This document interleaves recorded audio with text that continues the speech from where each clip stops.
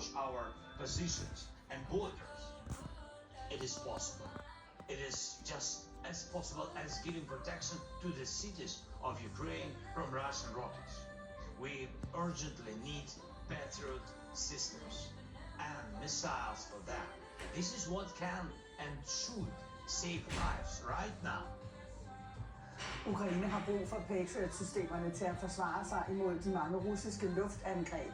Så sent som i nat blev flere energianlæg ramt i 3 regioner og i det centrale og vestlige Ukraine, som lyder det fra den ukrainske energiminister. Og ifølge nyhedsbureauet AFP så advarer Ukraine samtidig om, at Rusland vil skrue op for angrebene på de ukrainske jernbaner.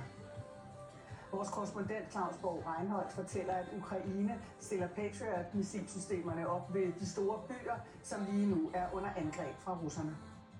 Vi ved,